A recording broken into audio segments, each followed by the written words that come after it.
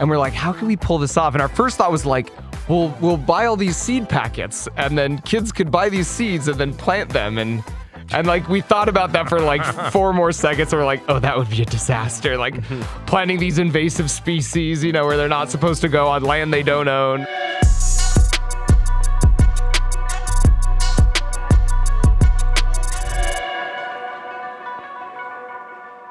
Ladies and gentlemen, welcome back to the CouRage and Nadeshot Show, live from Los Angeles, California, the 100 Thieves Cash App compound. My name is Jack Courage Dunlop, and I'm joined here today by a very special guest. His name is Matthew Nadeshot Haig. Mark, no, I'm kidding. No, we are joined by, I'm just going to go through exactly what was written up. It says, intro Mark. He's a former NASA and Apple engineer, a content creator with over 20 million subs on YouTube and over 2.4 billion with a B views. More importantly, though, he just recently launched the Team C's charity fundraiser with MrBeast, you might have heard of him, to raise $30 million to remove 30 million pounds of plastic and trash from the world's ocean, rivers, and beaches. As of now, they've raised over $10 million in just 3 days, but maybe even more importantly than that, too, he's also a dad. Mark,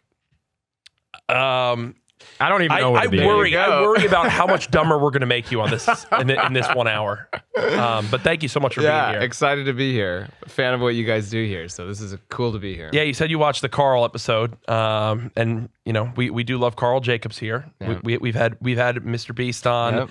I don't even think the write up here is a great way to quantify the impact that you've had on just like modern day culture. Doesn't even mention Team Trees either, especially on YouTube as well. I mean, to be a former NASA and Apple engineer, I'm just curious because I'm sure you've explained this story quite a bit, but if you could give us like the the cliff notes of how you transitioned from like a very traditional working industry to becoming one of the biggest creators on the internet. I can't imagine it was like it was strategized. It was to not that strategized, you know, like everything in life. But yeah, I mean, it's funny actually. I hit a decade of being on YouTube. Like my 10-year anniversary was on this last Friday. Wow. On that same day, I hit 20 million subs. On that same day, we launched Team Trees. So pretty good banger day. Friday. A you gotta celebrate Friday. Yeah. So 10 years ago and 2 days, basically, I uploaded a video. This is while I was working at NASA. I had my Halloween costume. I had an iPad in front, iPad in back. If you do a FaceTime video chat, it looks like you have a hole in your body because the camera in front shows what's in the back and vice versa. And yeah, I uploaded it and it kind of went viral. It had like a couple million views in like 2 days. And I was like, this is a pretty cool feeling. And you know what? I've got more ideas. So since that time, basically 1 video a month, I've just uploaded. And like, that's kind of the long and short of it. Probably the most non-traditional upload schedule for anybody that's like a full-time creator that I've ever heard. Once a month. Like the algorithm, if I upload every once a month, nobody's ever going to hear of me again. Yeah. But I think that's a testament to how creative your ideas actually are. Well, I appreciate that. But also it's just like, at some point you just can't give an F about the algorithm. And it's like, for my own mental health, I feel like that's a steady cadence. And there was periods where it's like, the algorithm had changed. And if you were a vlogger and you did like daily uploads, that was killing it. Yeah. But like, I've just always made in my own brain, like, this is what I can do. This is mentally what feels right to me. And it's just like, I stuck with it. And now I feel like it's swung back, you know, talking with the algorithm guys, they say like, if you're doing once a month, that's fine. You know, you don't need to be uploading more than that. They need to change something about my channel then.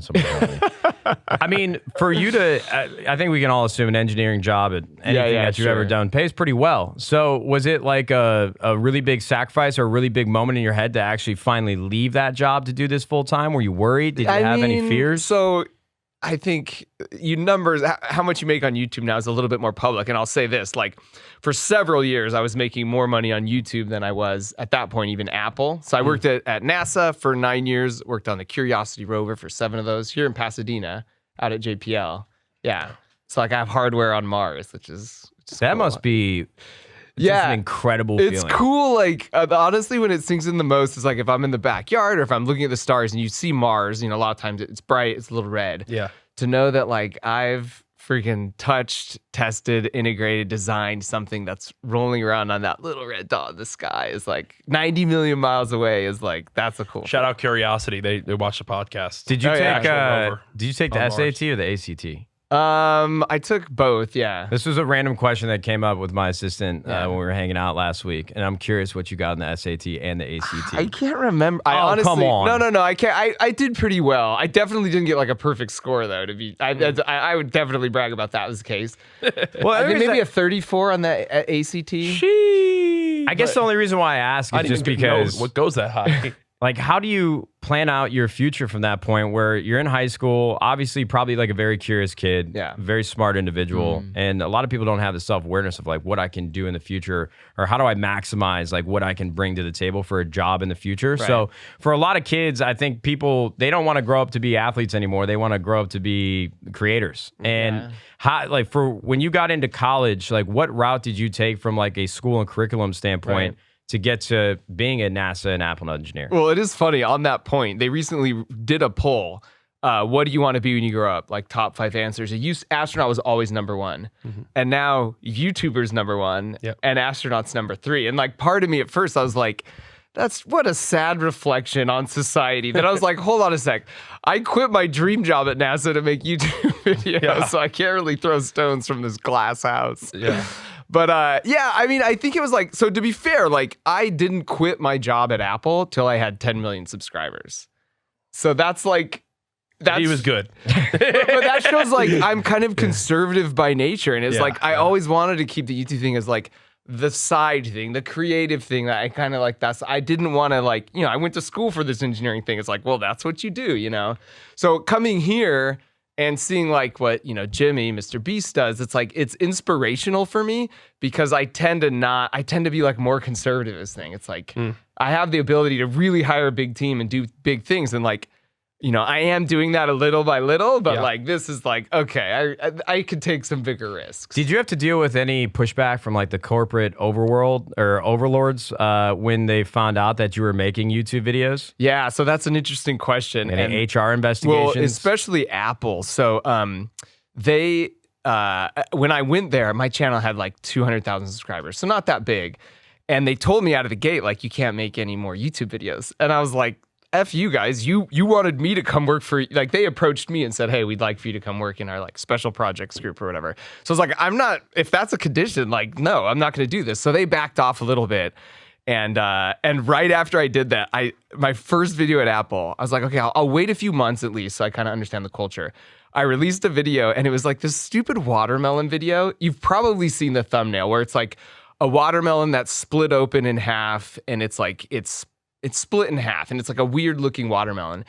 And it got like 40 million views in like a month or two. Because that was back when the thumbnail was a big deal on YouTube. And so it was like the worst. It was like to this day, it's my most viral video. It's like 130 million views, which is so stupid because it has nothing to do really with engineering. It's just like this weird hack. But that being my first video is like, oh, I was trying to like slide it under the radar. And then I had the Apple HR kind of on me and kind of like, they kind of wanted to make sure. They were a little nervous, you know, and then I got an invite to go on Kimmel pretty soon after that for the first time. And it went all the way up to, I don't know, I'm supposed to say this publicly, but whatever. I don't care. I don't work there anymore. It went all the way up to like one below Tim Cook. Can he do this? And the response was like, I feel like from one of the senior VPs was like, we should be focused on making good products, not on these kind of distractions. So they basically said, don't go on Kimmel. And I was like, screw you guys. And I did it anyways. And that was a great decision. And eventually I got to the point at Apple where I still didn't talk about it publicly, but there's a patent. I can say what the patent title is, which is using using virtual reality and self-driving cars and like what that means and all that entails and going into that. And then some people leaked. I was the lead author on the patent. That got leaked and then it got leaked to my YouTube and it was kind of a big like issue with Apple, but in the end, like they were cool with it. We'd reached an understanding. A lot of the people at Apple who were higher up started, you know, they were watching my channel. So we left on super, super good terms, but it was touch and go for a while because they're so careful with the narrative. Oh yeah, I mean they have so much on the line, and so when much you have on an the line. employee that's that big of a forward-facing individual, it's all risk. It's all there's no upside for them, right? So they're just nervous about it. Have they approached you at all about working with you on anything since your departure? No, I feel like you should be the poster boy for corporate Apple, who, with all their ad campaigns, they're trying to feel more real, feel more connected to the people that use their products. I feel like you would be the golden boy you hear for that? Apple. You hear that, Tim Cook? Hit me up. They're worth trillions too, so you'll be in a good spot if they sponsor you. NASA more so, because again, working at NASA, like, because a huge thing for me when I was a kid, there weren't any cool engineers. It was like you had Bill Nye, like Mr. Wizard's World. That was like science. Yeah. But like, I feel like, at this point, I have the largest science education, whatever channel across all platforms. So it's like, I feel the pressure of, not the pressure, but I'm stoked to be like an engineer an aspirational engineer for kids, for people to see like, oh, that's a career I could do. And so, for NASA, I'm always happy to do anything with NASA, to be like, dude, you guys should work for NASA, or not NASA, some other career, but it's cool to be an engineer, and there's so many rad things you could do with that, Just here, sorry, Jack. My mind is spitting with a bunch of questions. And maybe this is something that you've thought of before. Have you ever had the idea to like spin up curriculum around what you do on your YouTube channel and bring it to the masses? Yeah, see, that's that's big brain thinking right there. And I finally did that. So monthly.com, it's kind of like masterclass. Oh, my apologies. I just did this like a year ago. Okay. And it worked out really well. The response was really, really positive, and it was. This is like, it's probably like ages 12 and up, but people with like double PhDs have taken it, like teenagers have taken it, kids with their parents, and it's been super, super fulfilling. Yeah. So just exactly kind of what you're saying. I build 3 builds in the curriculum, and they build three builds alongside me over the course of a month. Monthly.com/Mark Rober. Check it out. You'll like Nice it. plug. Hey, Nice go plug. check that out. Hey, listen, you get a plug, so we get a plug. Okay, right? okay. We got to do a quick Cash for App tat. ad real. Get back to Look, this interview. y'all know to keep the lights on, we are brought to you by Cash App. And if you don't use Cash App, then bleep you. I feel like with Mark here, I shouldn't say the F word. Cash App allows you to own any piece of any stock with just $1. I think Mark would agree it's smart to invest your money and make sure that if you work hard, it works for you Genius. too. But we can't mention individual stocks, so I'm not going to. But I'm going to say that Cash App investing is free to use and free of fees.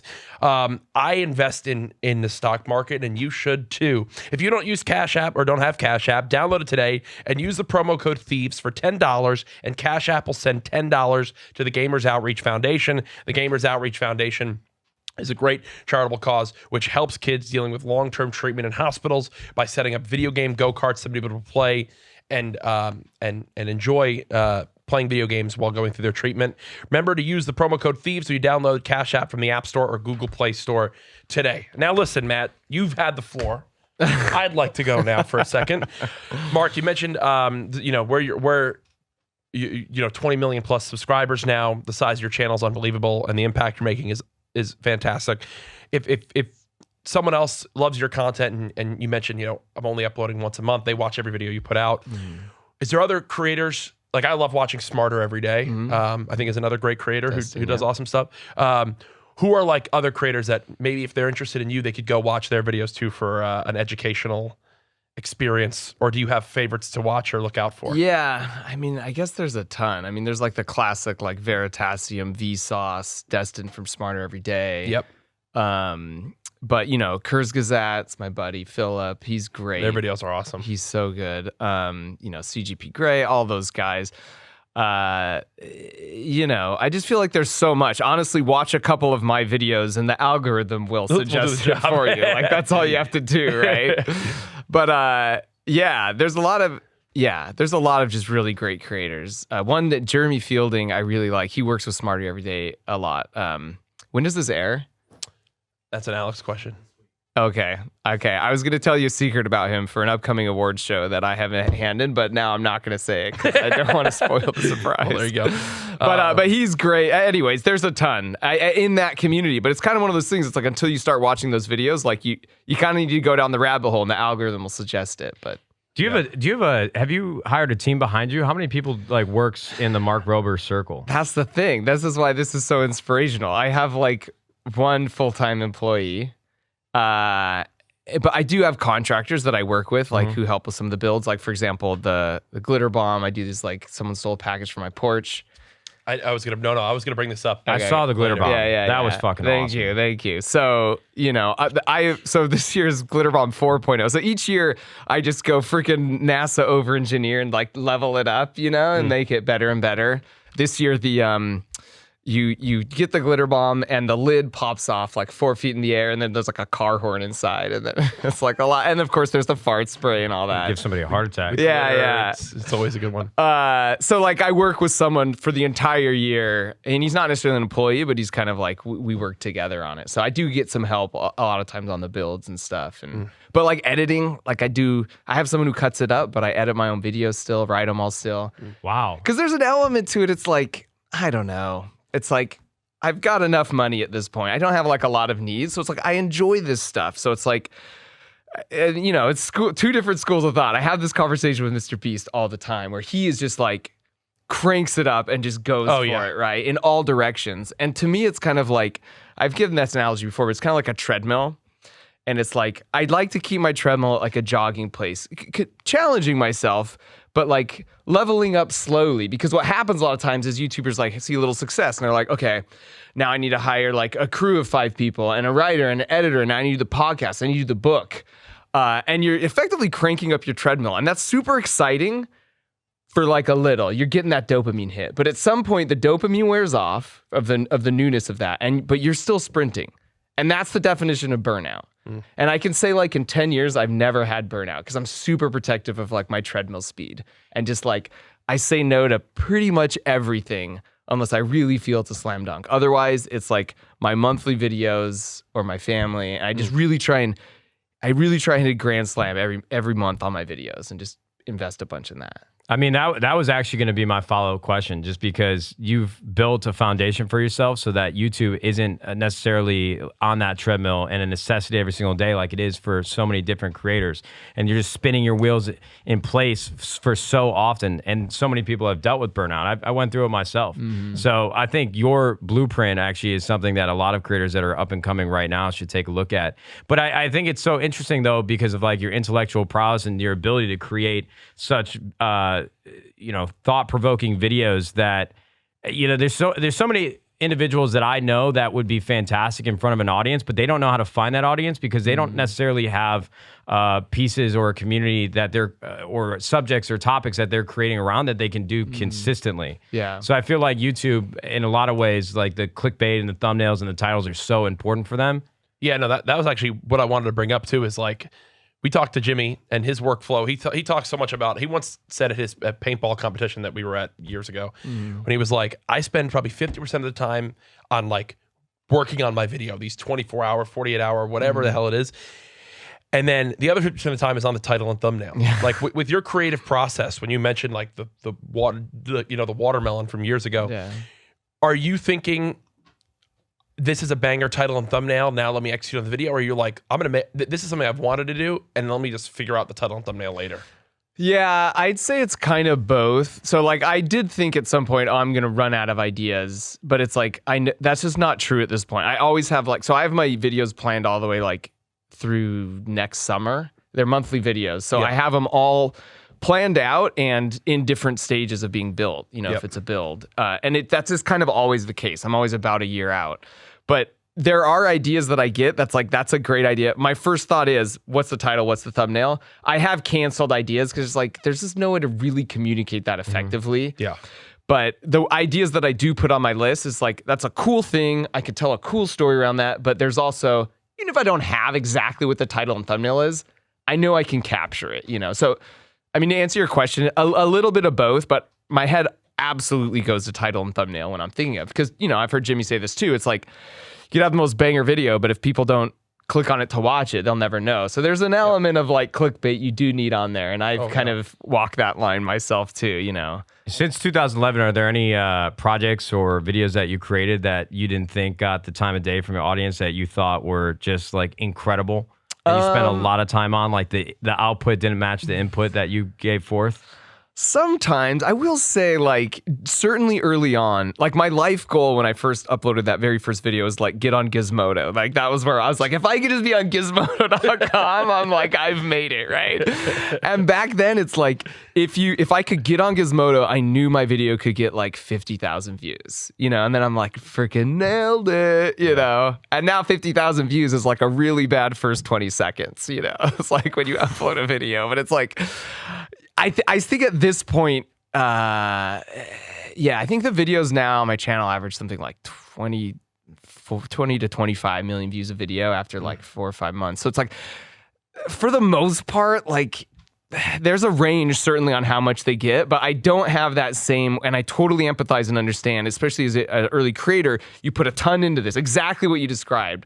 Like I think at this point, I think in the past 5 years, I don't know if there's any videos under 10 mil, 10 million videos. So I feel like even if it kind of sucks, it'll be a little bit less, but it's good enough that I can justify the investment I put into this, I guess. And once you get past a certain point, like the viewership is kind of nominal. Like past like a couple million, it's just like, all right. Yeah, that's right. And honestly, in my head, what I tell myself is like, I know I say this, I don't know if I really believe it, but like if I can hit 1 million views, that's success. You know, because I know right now the channel is bumping. It won't always be that. At some point, people are gonna get sick of me. But it's like I just, you know, I say, hey, it's okay. You don't have to have all these views. Like 1 million views, that's good. I can still make content if 1 million people are willing to watch it. You've mentioned family a couple times. I don't know if like how much you share publicly, but how old is your son? If you're comfortable talking about that. Yeah, he's 15 years old. I did a video. You're right. I'm pretty guarded about my family. I don't really share much about them. He's on the autism spectrum. And so I made a video about that, you know, maybe last April, and just really opened up. This is what it looks like to have a kid with autism. And it was received like really, really positively. It was like, it was a big step and something I was kind of nervous about, you know. But, you know, at the end of the day, I'm a storyteller. You know, people are like, oh, you're a good builder. And it's like, I'm an okay builder. I think what you like, you know, I did a video with like this squirrel obstacle course in my backyard that it's like, we did like this big squirrel thing and like people really like that video.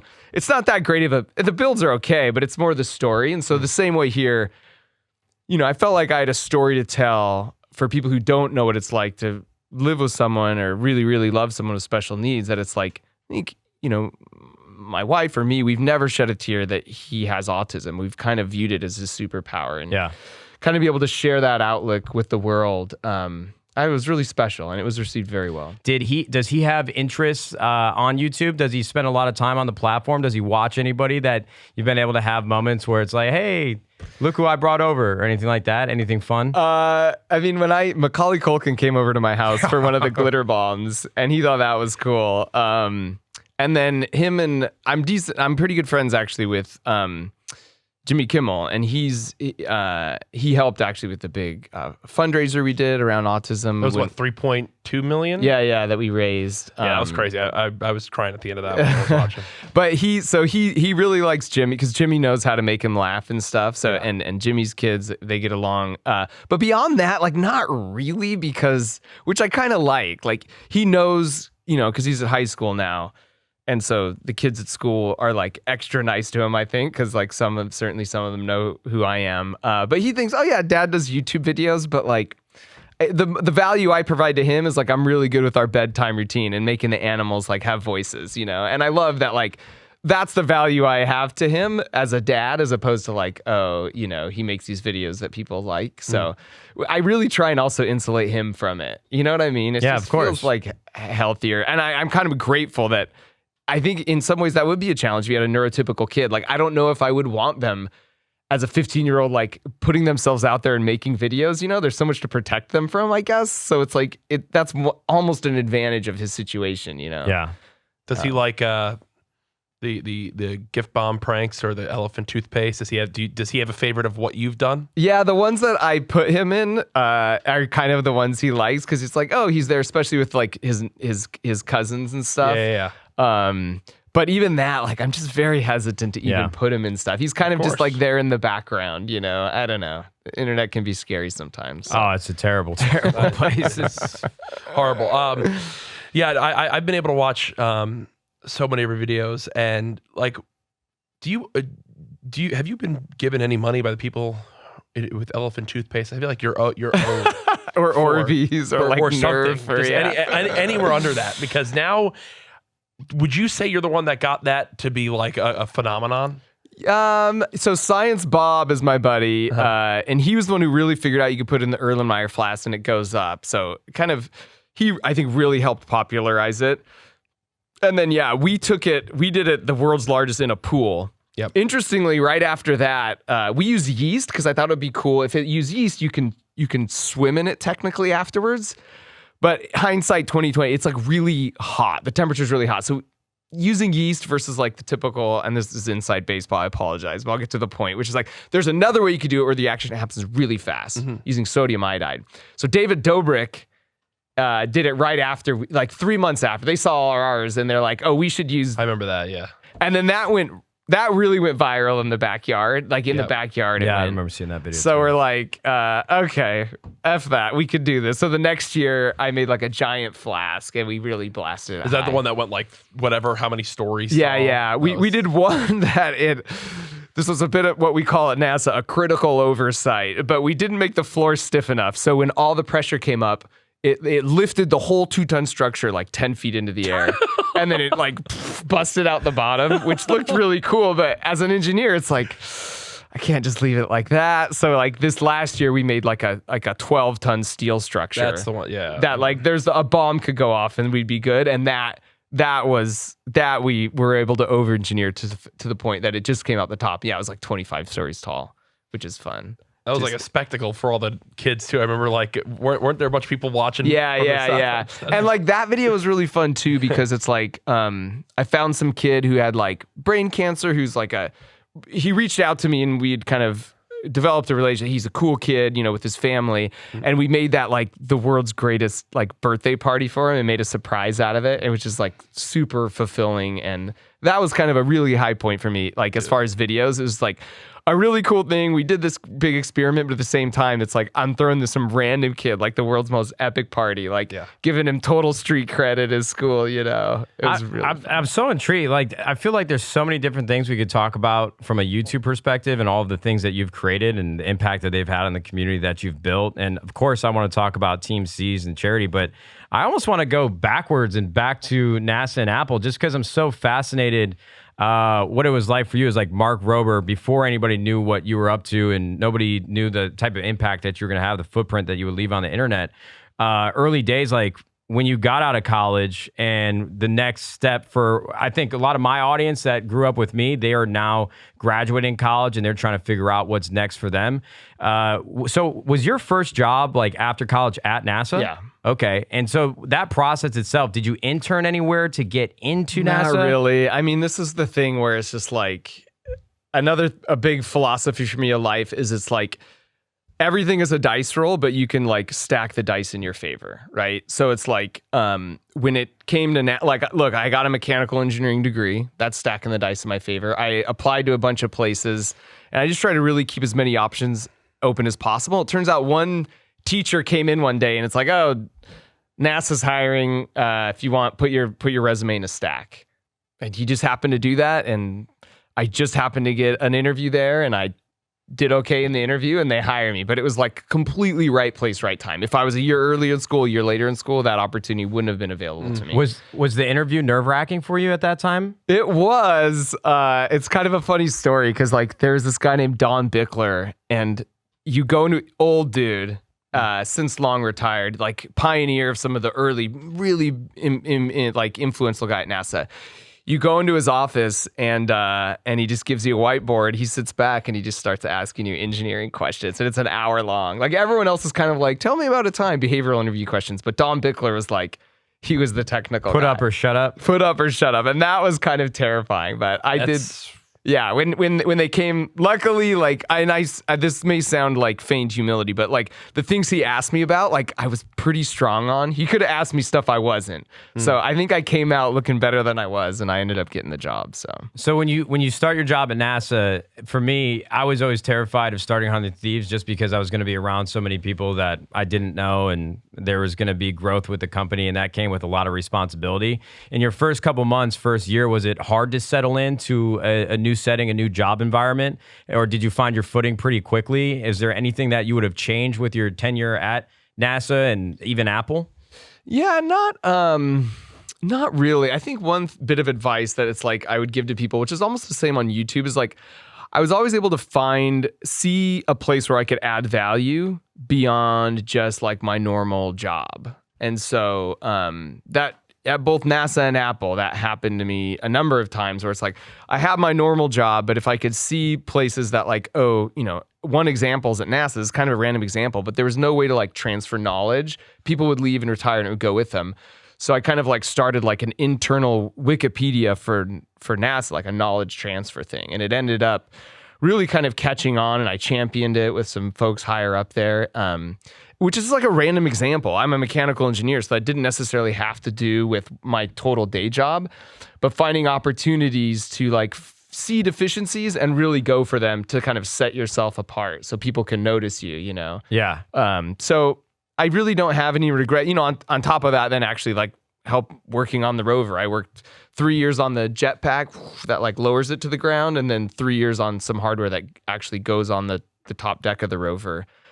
So did my normal job as well as just try and find ways to kind of fill gaps. Do you think you'll be to Mars or the moon in your lifetime? I'll definitely go to space, like in the next few years for sure. If Jeff Bezos asked you to go, would you go with him on? That rocket's just so embarrassing looking, so I don't know. I don't know if I would imagine a lot of things in engineering just deal with absolutes, but was there any point in time like where you came into work and you knew the impact that you would be having on a project like the Curiosity, where if I fuck something up, this whole project is... I mean, I would imagine it's not that dramatic. No, but there's a lot of checks and balances. That's the key. It's like we have these reviews with like what you call gray beards. So like there should be no part of a design. Certainly, I'm the only one who knows all the ins and out of my hardware. But you have these key like preliminary design review, critical design review, where you present your design in front of a room of quote unquote gray beards, dudes who've been there a long time, or men and women, and they give you feedback like, "Oh, dude, you suck.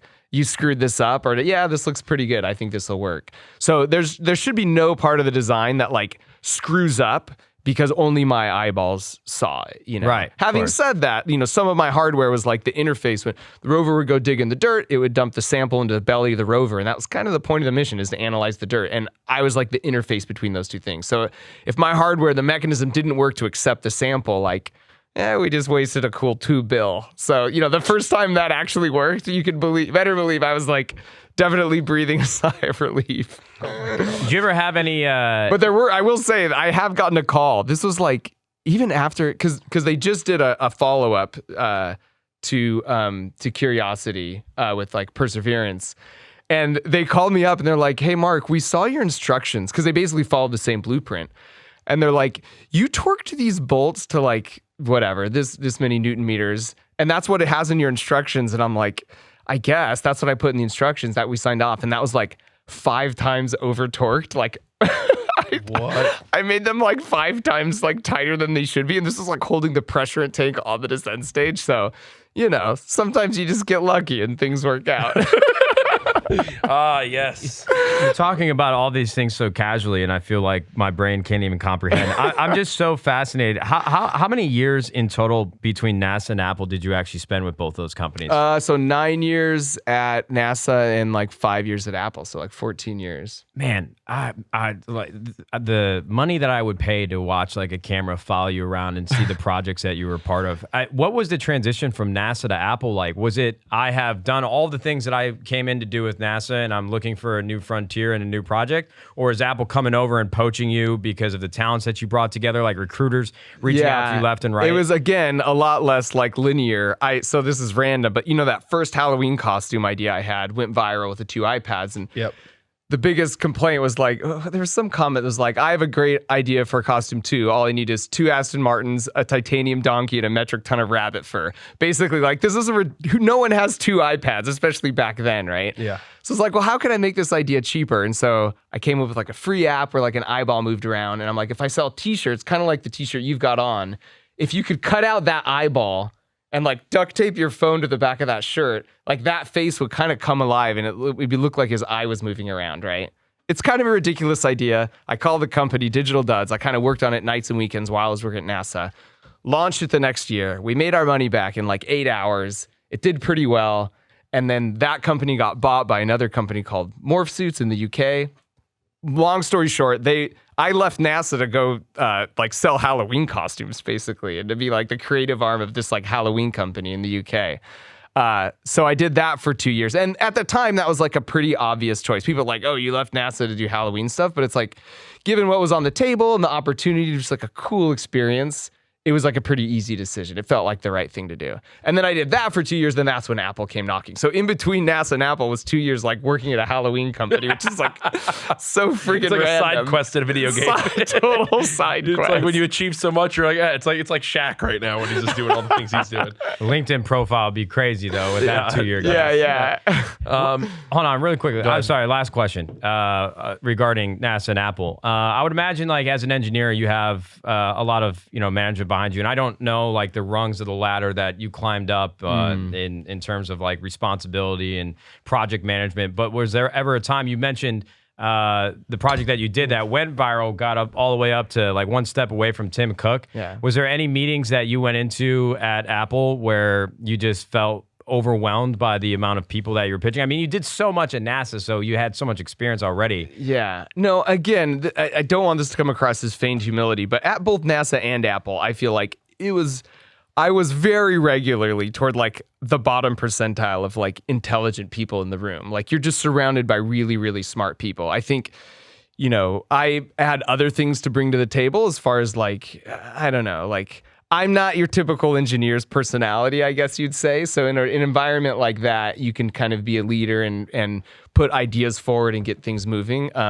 But dude, especially those design reviews or pitching stuff to like really, really high people, all the time I felt like imposter syndrome and just like I shouldn't be in this room, but what the heck, I'm here, I might as well give it a shot. Yeah, I didn't mean for that to sound redundant in any way, the question itself. I guess that 14 years, I'm so curious, no pun intended, about what that life must have been like for you. Just because, I mean, I'll never have an experience like that myself. And like working a normal job? Not necessarily like a normal job, but just the two places that you worked at, NASA and Apple, and just the projects that you worked on, the amount of pressure and the amount of input that you had on all these things. Yeah, it's interesting because NASA is like, it affects the world in the sense that like we're pushing the boundaries of like what humans know. So you're kind of leaving your footprint on humanity that way. Apple, it's like, I was working in like the special projects group doing product design. So it's stuff that hasn't been released yet. So that's like you're affecting the world in a different way where it's like, everyone has this thing in their pocket. So it's like a much broader, I mean, but you'd have decisions where it's like, this wasn't necessarily what I did, but a friend of mine told me about this decision. Like you had to choose the materials to go into the phone because you single-handedly could create a worldwide shortage of like tungsten or whatever element you want to choose because Apple's such a big company, right? Man, what a hurdle that is. So it's like totally different types of challenges, or at NASA, you build one, it has to work. You send it out to space, you can't fix it. Apple, it's like you build a ton and you have Apple Care in case you have something up, right? What did you think about Zuckerberg's announcement with Meta and their shift and their focus to like virtual and augmented reality and trying to shape that future? It's definitely, I'd almost be curious your guys' take on it. It's definitely where we're headed, especially augmented reality. There's so many use cases that you could talk about where if you had, augmented reality glasses or virtual reality glasses that like change a lot and make people's lives more convenient and effective. And whenever that's the case, the tech eventually gets there. Same with like autonomous driving car. We're not there yet. There's a lot of money to be made there. It's going to make people's lives more convenient. We will therefore get there. There's a lot of economic pressure to arrive there. So whether or not he has the right vision, it's a little scary, very like kind of Ready Player One. And of all the people, I kind of don't want Mark Zuckerberg to be at the helm of that. But I don't think he's wrong. Like I definitely don't think he's wrong. Yeah. Man. And you can stop me if I'm asking any questions that you don't think are worth your time. But I've just had two swirling around in my head. After working at NASA, and obviously you said special projects at Apple and seeing what's going to happen in the future and talking a little bit about Zuckerberg, is there anything that scares you about the future that looms on your mind through all of the products that you've worked on and things that you've seen at Apple? Yeah, so a little bit less about what I've seen at Apple, but my number one concern used to be like AI. Like Nick Bostrom has this really interesting book about, artificial intelligence. And a lot of people have like sounded the alarm bell, including like Elon Musk about, there's a lot of things with that are kind of, but, and then like the freaking election happened, 2016, and like where I thought like the big doom, like, oh, we're kind of potentially a real danger, speed bump as a society is AI. Like it kind of shifted to like, more of like the concept of like the algorithms and just people really getting polarized, and like that is ratcheting up, and I don't know that it comes back down. So I kind of like pivoted from AI being the thing to kind of like, how do we handle all this information that is out there as humankind? So less like a product and more just like technology in itself and our brains, which have evolved for millions and millions of years to not have Google and the internet and have a tribe that's basically 7 billion people large, So, what do you think about Neuralink?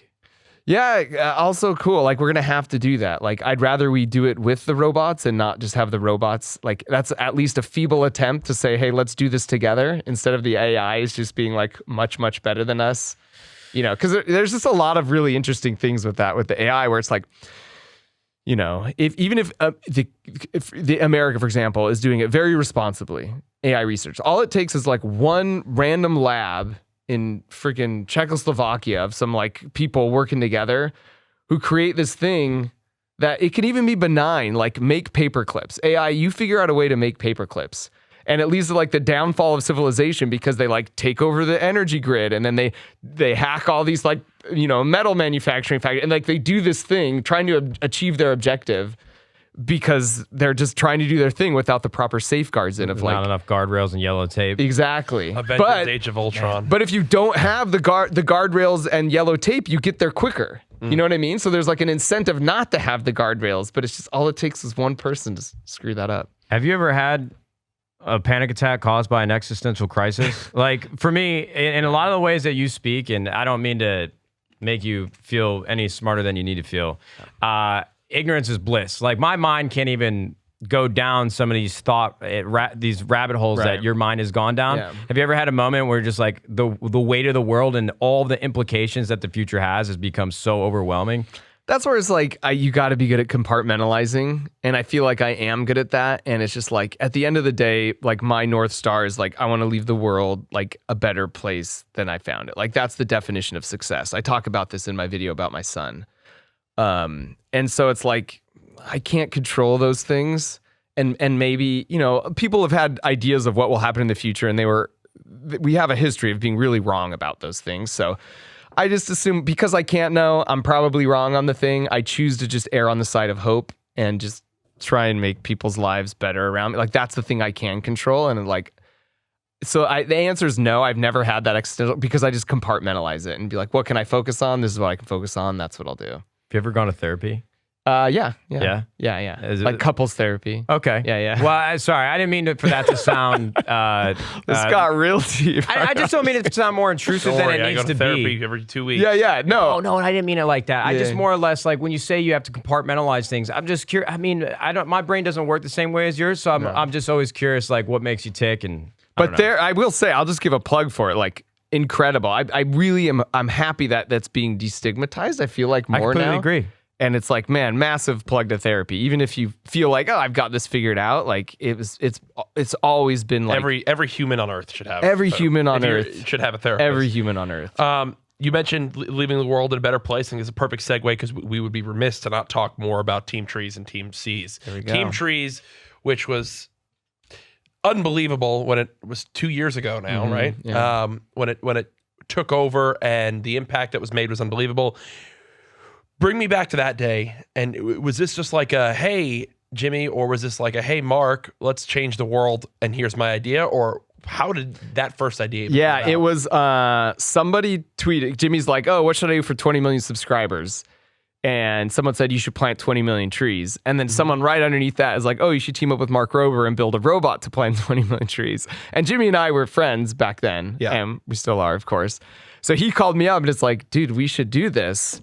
And I remember where I was. I literally remember I walked outside of Apple. I remember like the tree I was standing by having this call. And we're like, how can we pull this off? And our first thought was like, we'll buy all these seed packets and then kids could buy these seeds and then plant them. And like we thought about that for like 4 more seconds. And we're like, oh, that would be a disaster. Like planting these invasive species, you know, where they're not supposed to go on land they don't own. So we quickly backed off that and we're like, we just need to work with a partner. It'd be awesome if $1 a tree. And we found the Arbor Day and it kind of like took on a life of its own. And you know what Jimmy is so great at is just having these really freaking crazy ideas. With him and I tend to be like the adult in the room of like, okay, well, how are we going to actually accomplish this, right? Yes. But he's very like Steve Jobsian in his like reality distortion fields of just like, you know, Not a lot of guardrails in the way he thinks. not a lot of guardrails. And sometimes you're like, but Jimmy, that's not how it's done. And he's like, okay, let's just do it this way. And it's like, Figure it out. Yeah, and it works, right? So anyways, that's kind of how it came about. And so we just kind of built it up and eventually we told, you know, a handful of our other creator friends and they were kind of stoked about it. And then we put it out and, you know, the magic of it was just like so many creators got on board. And then, you know, really it was a grassroots thing. So many people caught the vision and, you know, did their freaking school bake sales, tooth fairy money, you know, and then eventually if you have that kind of groundswells, the billionaires see that and they're like, oh, this is a cool thing. You know, Elon Musk donated $1 million. Like somebody tweeted him about it and he's like, oh yeah, it seems legit. I'll donate $1 million. And I'm like, I want to get to the point where it's like, I'm so successful that like the entirety of my due diligence on investing $1 million is like within a Twitter comment thread. Bro, that was him with the UN food. Did that go down? Ending world Did hunger. you see that? Yeah, but what happened? Oh, from I think that? he just. It's only been a day. Well, yeah, I think the reply from one of the people there was like, "Hey, I'll hop on a flight right now and head to you." He's like, "No, just literally post the public logs of how the finances go," and it's still Of like course. a standoff. But that was for $6 billion. Yeah. That he said he would donate a Tesla stock. So Team Tree's a wild success. Sorry, I want to make sure we get this in before our hour's up. Team Tree's a wild success. Are we? Have I been talking Like my ass 50. off? Yeah. Holy shit. Man. So Team Tree's wild success. You mentioned even with the Team C stuff that right now trees are still being planted every single day. Yep. The impact's still being felt. Team C's, was this like an inevitable, we got to do it again? Or was this again like what should I do for, well, he's past 40 million now, but what should I do for 30 million? Yeah, And it was like trees. I think people, first of all, just like, oh, what rhymes with trees? Seas. So some people were suggesting, oh, you Team should do- B's next. Yeah, Save the bees. Team That's a big Bees. thing. Maybe your next idea. We're running out of causes.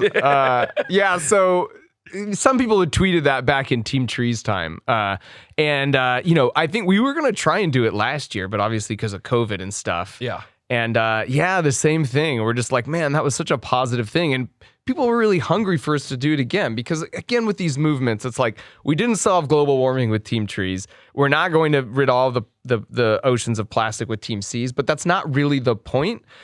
It's about, you know, just, I guess, sending a signal that like young people are hungry and they care about these things and it matters to us. And how do you send that signal? Like, it's one thing to retweet something.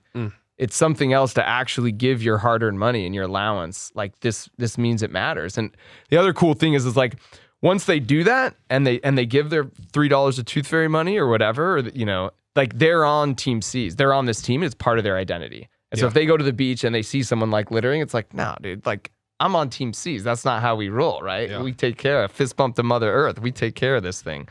So that's another big, just kind of massive positive to it. And so we realized that was just so great with Team Trees. Could we repeat that with Team C's?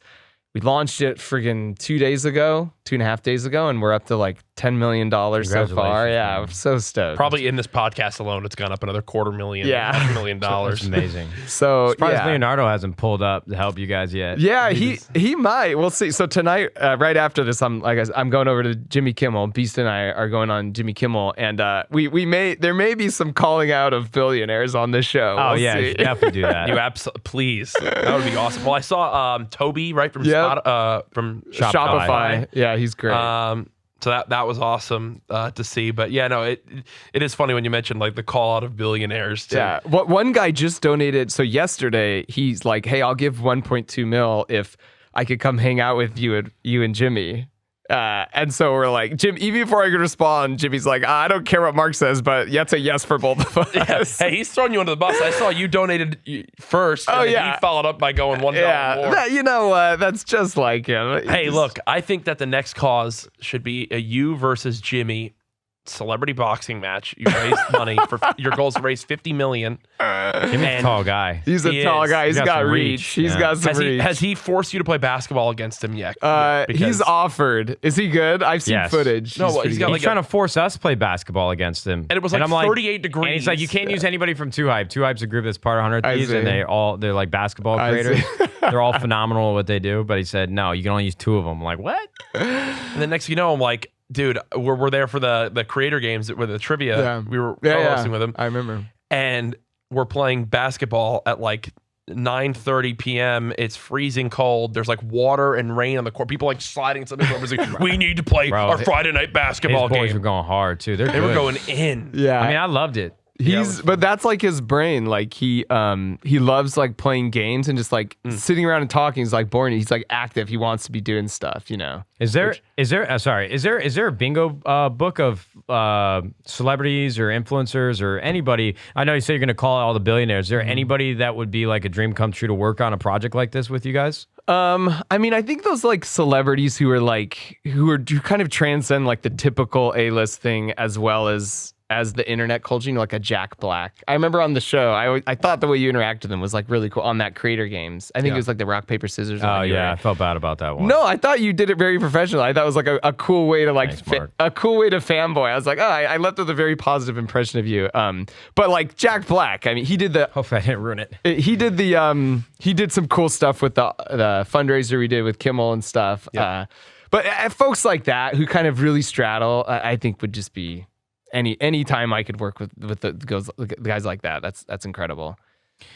So I have so much fascination with more questions about how your mind works. Do you think we're living in a simulation? It's funny. I mean, like when I see Elon pull up on stage and actually talk about it and address it, and he has a lot of conviction that we actually do. Yeah. I'm curious, like where. I mean, I'll tell you his argument on it, which I kind of find it can be. I think it's a kind of a compelling argument, which is more or less like we're getting way better at making video games that are way more realistic. You guys know this better than anyone else.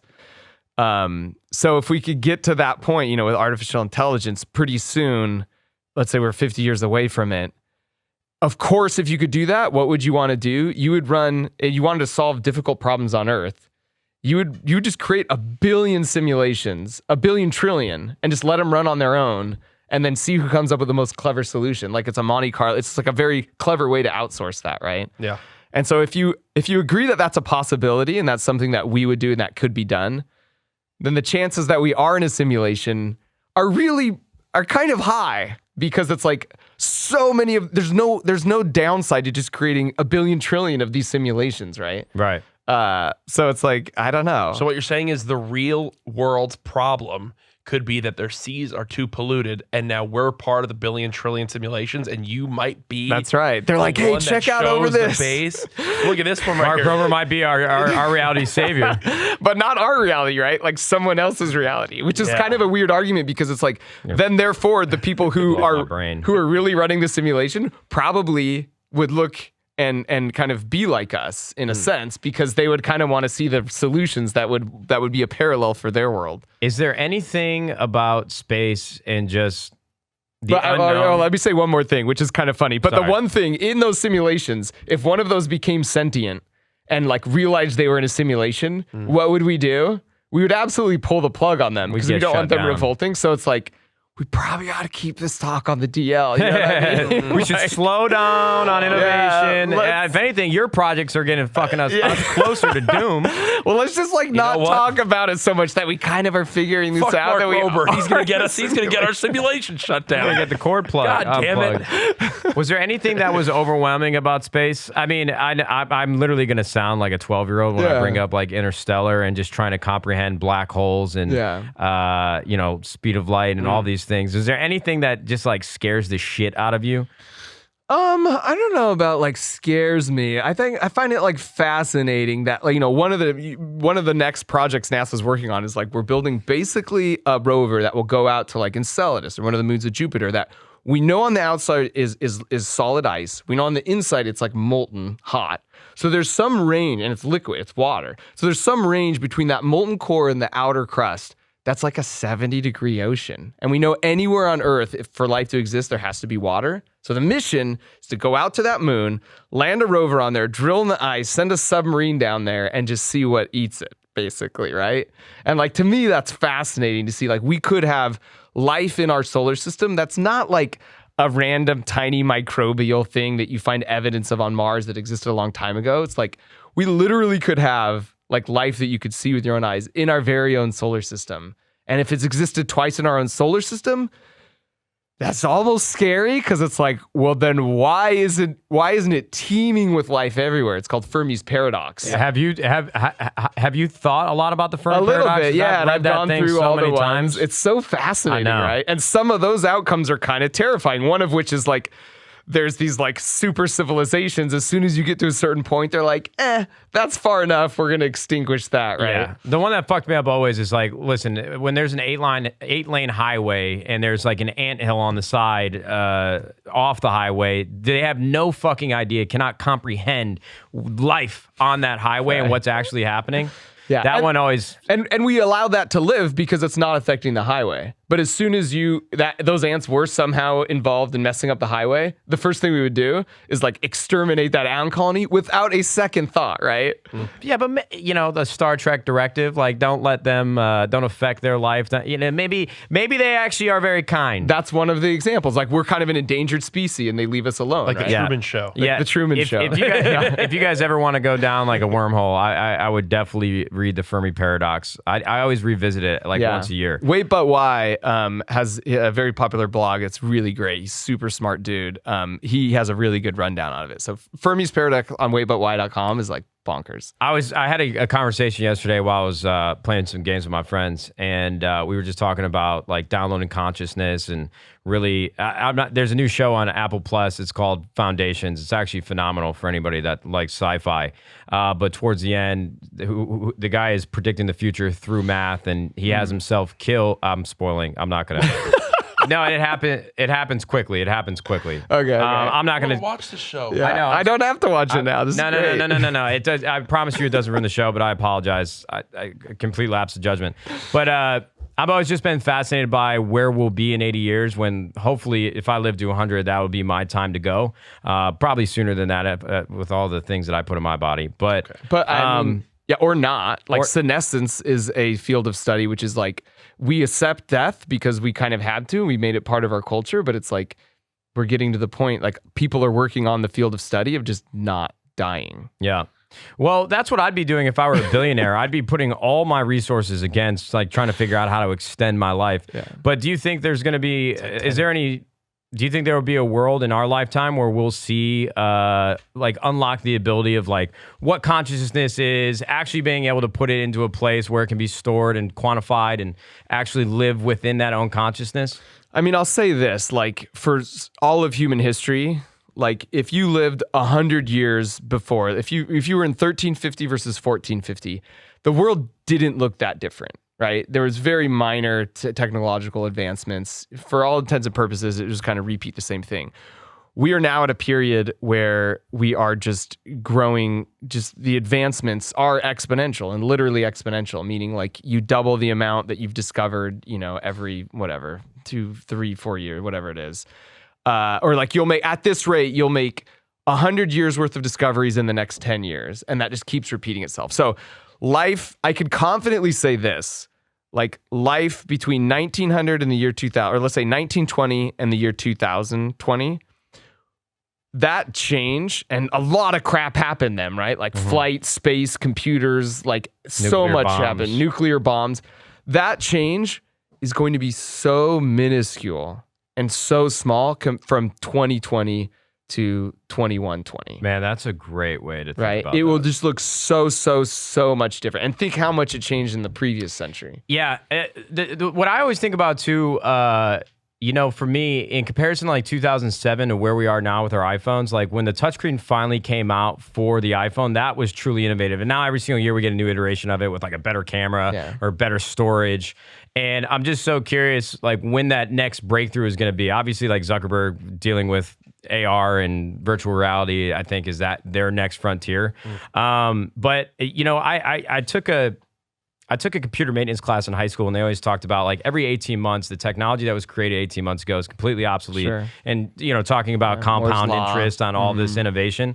I'm not like a conspiracy theorist, but I'm curious, you know, with your level of clearance that you had at NASA, and I'm sure you don't have much insight to this. I know this is going to be an out there question, but do you think that like government tech and the things that are happening around us where we have ignorance, that they are that far ahead in comparison, like consumer tech and consumer products that's readily available to us? Or is the government and the people that work there not that smart, that innovative? Yeah, my opinion on that is like friggin' the dudes that work at Apple are a lot smarter than the people who are working like the Department of Defense. Why the fuck would they be working for the Department of Defense? They can go make wouldn't be barrels and barrels of cash working for somebody like Apple. Yeah. So I mean, obviously when it comes to like military stuff, you know, precision on like GPS, but that's like through regulation. They say a consumer product can't have GPS that's accurate to more than 3 feet or something, whereas the government has it to like inches. But that's like a governmental regulation to give them an advantage. The consumer tech absolutely could be that much sharper, you know? So like, yeah, no, I definitely don't think that they've got all these secret stuff that's not in the consumer. Otherwise it would leak and people would find many ways to make money off it. Like that's the pressure of, Sorry. Jesus. Final question. Okay. Inception versus Interstellar. What's your favorite? I feel unprepared for this question. I saw them both, and they were both like good. I feel like I should have a hot take. Interstellar. I got it. Yeah, what's up? I love you, Mark Rober. Hey, man, I had an absolute blast. You know what? We have a lot of conversations with people on here. I was a little nervous for this podcast when I found out it was this morning, just because I didn't want to waste your time. I didn't want to ask you too many questions that people have asked you before, but I could listen to you speak about any topic, and that's saying a lot, just because I like to talk myself, but actually just listening to you, I really appreciate you coming on, man. Yeah, I really had a great time. This is great. I know we didn't dive too deep into the world that you've created on YouTube, but I just feel like it's such a stereotypical conversation. As soon as we started talking about thumbnails and titles, I was like, fuck, I'm not doing this dog and pony shit again. Just can't do it. This is fun for me as well, too. So. Hey, thank you so much, Mark, for coming on. Thank you for doing this before going on Jimmy Kimmel. Who are you going to ask for money for on the show? I don't know. Give me some suggestions, you guys. MrBeast works quite a bit with the individual that helped me start 100 Thieves. His name's Blake Robbins. He's a really savvy investor, young kid. But he is a venture partner at Ludlow Ventures, which is one of the main funds at Dan Gilbert, who owns Quicken Loans, and his public worth just skyrocketed this year. Oh, really? You should put. All right. Well, let's call out. I mean, even here. Let's do it right here, right? Come on, boys. Yeah. Hey, Blake, you better make it happen. Let's go, Blake. Dan Gilbert's rebuilding Detroit. Has done a phenomenal job. Let's have him clean up the oceans a little bit, huh? Team C's, baby. Team C's. Thank you so much, Mark, for coming on. Team C's, go donate. I know on this we're gonna have links and descriptions and anything to promote Team Season, probably do the YouTube integration too for donations as well. Love it. And then obviously go check out Mark everywhere. If somehow you're not following him, what are you doing? Guys, thank you so much for watching. Thank you for the support as always. Shout out Cash App, and YouTube. We'll see you next time. Goodbye. Bye.